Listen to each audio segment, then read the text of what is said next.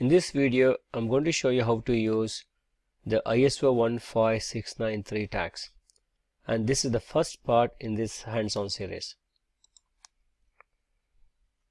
So during this video series, I'll be covering or I'll be using the OMNIKEY 5421 reader writer, and I'll also be using three different types of ISO 15693 tags. I'll be using the iCode SLIX, the tagit, and the M24LR04E. So in my previous videos, when we had a walkthrough with the data sheets, we have seen the structure or some of the properties of all these three tags. Now, since this is the very first video in this hands-on series, so I'll be covering a very little concept but in depth as well. So you're going to see the UID, which is the most important thing in any RFID tags. We're going to see the AFI, the application family identifier, the DSFID, and the EAS, which is also a very hot in the industry now. This is the electronic article surveillance, and we have seen the iCode SLIX tag supports this, but there may be so many tags out there which support the EAS feature as well. So as we did in the previous videos, you need the documentation of the reader writer, which is the 5421, and all the three tags I'm using here, the tag IT or tagit, this is from the Texas Instruments, and the iCode, and this M24LR04, and all these documentations are available from internet and you can download them. So I'll be using this the learning kit called Learning RFID Made Simple OMNIKEY Edition, and ISO 15693 is available from the version 1.4 onwards. So if you do not have this software, you can still get a lot of information from this video. Probably you can, if you have the OMNIKEY 5421 reader writer, you can start to program after this video. So if you already have this learning kit, so you'll automatically get the updates, and that should be version 1.4. You can see here I've connected my 5421 reader writer, and I'm going to connect this software. So I am going to use this the last 5421, the SL0, and I'm going to use this ISO 15693. So the first thing has it's a very similar structure you can see with the other tags as well. The first thing we do is to activate. So you have to just keep in mind when you use this iCode SLIX tag. Now if you place it right on the reader writer, so I notice you might lose the connections now and then. So let's give it a try. So activate, and you can see just like it is in other part of the software, all the various commands that are used is shown here. So probably you can use all these commands if you are creating your own software. So I'm using very few commands to read some of the important properties of this tag. The UID, which is automatically returned when the tag is activated, and this is the breakup of the UID. Now all UIDs of ISO 15693 starts with the value E0, followed by the next byte indicates the name of the manufacturer, and the manufacturer code 04 is for NXP, and followed by the remaining 6 bytes will give you the serial number, or sometimes it also has the product code, and this depends on the type or the manufacturer of the tag. Now you can get the AFI AFI application family identifier. So this particular tag has got 50. You can also read the DSFID, and you can also read the electronic article surveillance. And here, so you get an error. So we are going to sort this error very soon. Now if you look at these commands used, so all these commands are from the OMNIKEY 5421 command set. And if you go back to this documentation, we have seen this documentation in brief in the previous videos. If you go to the page number 53, you can see there is a section number 10. So this section is for ISO 15693 tags, and probably now you will also see this OMNIKEY 5421 here. So maybe I may be using the older version, but so this should work. Now here we have seen this thing. So the most important thing here is the commands that are used for accessing this type of tags. Now the command structure is pretty simple, and if you can see here, this is the get data command. So it has got the structure of FF30, P1, P2, and this a dash means they're not used, and LE. Now underneath here it explains what should be the values of P1 and P2. So we just saw reading AFI from the tag. So you have to set the P1 as 02 and P2 as 0. Looks like the value of P2 is 0 for all these commands. It's only the P1 that is different. So you got a command to read AFI, you got a command to read DSFID, you got a command to read the PIC memory size and the IC reference. So this is not same as the manufacturer code. This is a kind of a product code. And also you can read the EIP sequence. It says it's only available in iCode. So using this get data, we can do 5 different things here. This is exactly what the software is doing. See, first thing is to get the data, get that AFI. I'm using the code FF300200, and the last byte, that is the LC, I have set the LE. This is set to 00, means to return whatever data is available in the card. So likewise, I got a command to read the DSFID. So we got, if you look at the response here, we know that all PCSC APDU response will end with 9000 for a success, and this byte is the actual value of the AFI, and the value of the DSFID for this particular tag is 15, and the EIP sequence, it says it's 6400, and the error message for 6400 is the get EIP sequence, the execution error. So I'll tell you why exactly we're getting this error. So let's go and try the memory size. I'm getting error because, so as I mentioned before, I keep losing the connection. So I'm going to hold this maybe 1 centimeter above that, and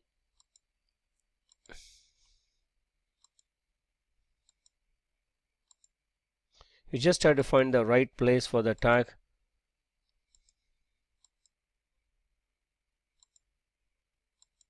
Yeah, you got it here. Now I'm going to get this memory. So you got 1B, the PIC memory is 1B. So this iCode SLIX has got 28 blocks of 4 bytes each. So this is the memory capacity of this tag, and to get the IC reference you get 01. And also if you look at this UID here, the UID, to understand this UID better, you have to have a copy of this document.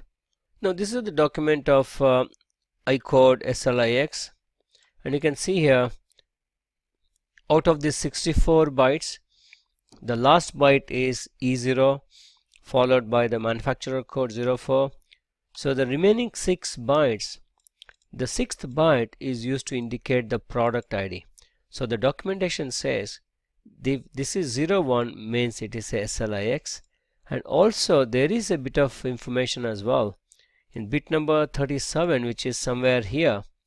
So it says whether the EAS and AFI is password protected or not, and in the tag I have here, so shows the value of 0 for bit 37. So it means the EAS and AFI are not password protected. So you may be wondering, okay, why this is required. See, AFI is a very important feature. So AFI tells you what type of tag this is. So this could be a transport card or a library card, or it could be your attendance card. So this is a very important feature, so you can protect this information by a password. We are going to see this in the future videos as well. Now this is the structure of that, and the remaining bits here is a serial number. So if you look at here, so I have taken out this one as a product ID. The documentation says it is iCode SLIX, and the remaining 5 bytes are the serial number. Now this is all about the iCode SLIX tag, and I'm just going to show you how to make how to get this EAS. Now I'm going to activate this first. So let's try to get. But default, when you buy a new tag, the EAS feature is disabled. Now you have to set that again. If you go to the documentation here, this it's very, so the good thing about using this 5421 is your programming becomes much easier. So you don't have to worry about all these ISO 15693 commands like a flag, like a CRC. Everything is done for us by the software. So that's a good thing about these type of reader writers. However, if you want to understand how the internal works, then obviously you have to use a different reader writer, because I'm sure this OMNIKEY doesn't let you pass the raw command like the flag, setting the flag, or CRC and various parameters. So next set of commands is the put data commands, and you can see here here also the command structure is pretty simple. You just have to pass this ff300001 and LC, and followed by the data, and the data is described like this. So you'll have 3 bytes. These are the standard 3 bytes. You must always have this. That's the reason why you see 3 plus n. And the data, so this data depends on what you want to do. If you can use this put data command to change the AFI, to change the DSFRD, and also to set this EAS bit. Do you want to set it or you want to reset it? So the bit 0 you can use for either set or reset. And also there's one more thing you can do. We have seen this stay quiet command while we are reading the documentation. However, it says currently not supported, so you can't try that. So going back to the software again, I know that it's got disconnected again. Activate get. Now if you try to get it, you get an error.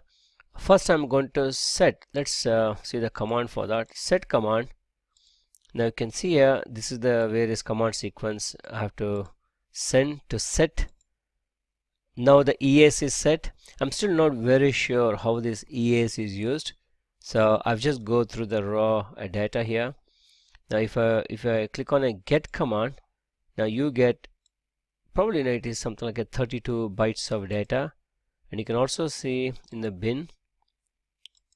Now this is the bit sequence, and I don't know how this is used at this stage. Probably in the future videos I can give you more information about this, but the documentation mentions about that.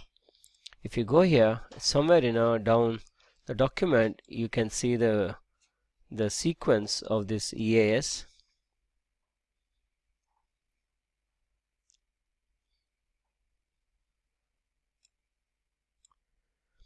So if you look at page number 22, so this is an example of the EIP sequence. I'm still not very sure whether this is the same for all the tags and how that is used. So I think that's all about the iCode SLIX so far. Let's see how now the same thing is done in the other two tags. So next I'm going to use the tag it, and I've got no problem placing this right on the reader writer. Now this I bought from the eBay, and this is my first experience with these type of tags. Let's see what this tag it has got. The first you activate, and all these, the top section is this the PCSA the command, and this is the standard command, the get data with the parameter 0 to get the UID. Now if you look at the documentation of the tag it, now this is the documentation I got for the tag it. It has got E0 and the manufacturer code is 07, and followed by the product ID, and this is followed by the 5 bytes of the serial number, and the product ID tells what type of the card is this. However, I could not get anything. So the messages, it says it says 00. Probably let's see what's that I got here. So I got product code as 00. So this one, it could be a plus. I'm still not very sure what's the difference between all these things. So but so far what I know is based on the product ID, this is a plus type of tags. So probably there we got so many other variants here as well, and this followed by the serial number. So what I've done here is I've just decoded this 8 bytes, and 07 is the TI Texas Instruments and other thing. Now here you can get the A50. See, A50 means the new tag comes with the 0 value for AFI. You can change it. I'm going to show you that soon. The DFID is also 0, and if you try to get EAS, you get an error. So look at the response we get. You get 69 and 86, and these numbers are called SW1 and SW2 if you look on internet. So these are the standard error codes. There is a predefined meaning for 1686, but the documentation says it's a command not allowed. So you can set it, even the set is not allowed. So basically here EAS is not part of the tag I'm having here. So this tag doesn't support EAS. So whatever we do, we'll always get error message. And you can see the memory size. Now the good thing about these type of tags which are like this, if you send a wrong command, the tag will just ignore and they will be there ready for the next command. Compare this with like the MeFair Desfire or an ultralight tag. Whenever you send a wrong command, those tags will go back to the idle state and you have to start all over again from the activation. So that's a good thing about these ISO 15693 tags. So this tag it has got 64 blocks of 4 bytes, and the IC reference, I'm not so far, I just don't know how to decode this number. It says 8B. So this is how you get everything from the tag it.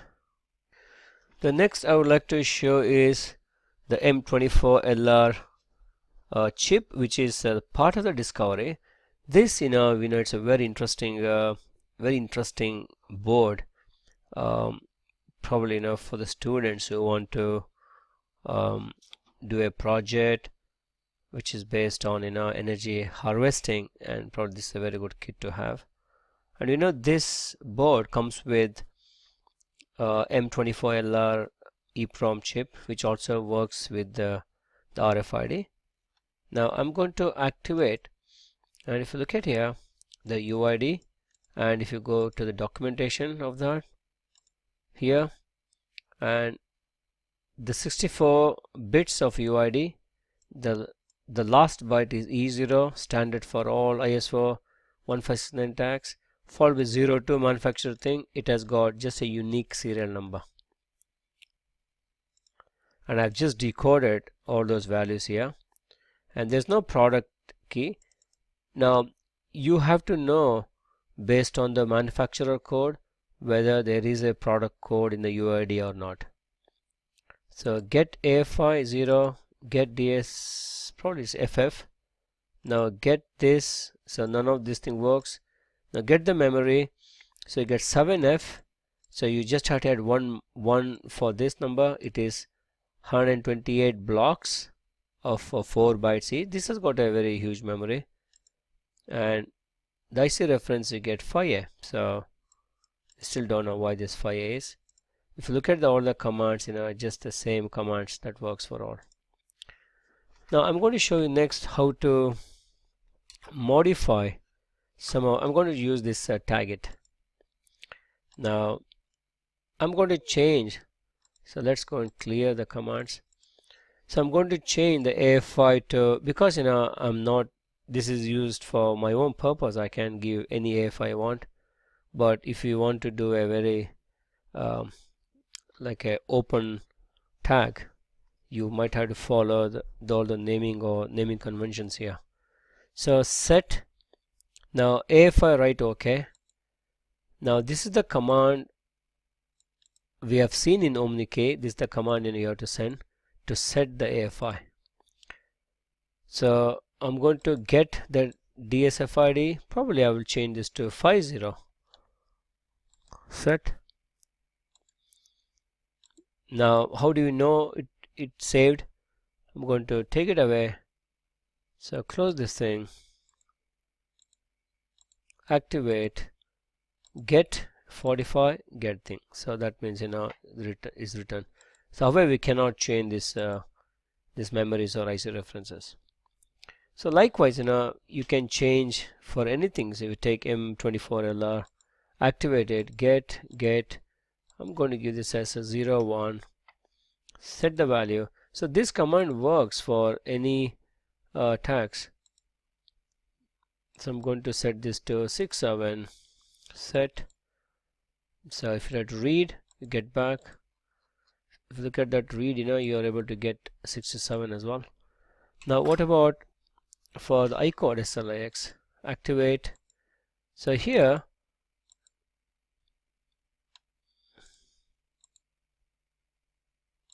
so the get, and I'm going to reset this thing. Okay, I'm resetting it. So basically what I'm doing is I do not want the EAS. I've disabled the EAS.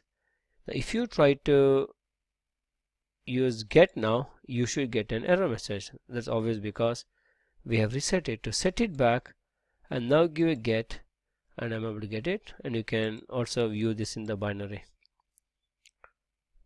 Now if you try again, let's give a try again for EAS.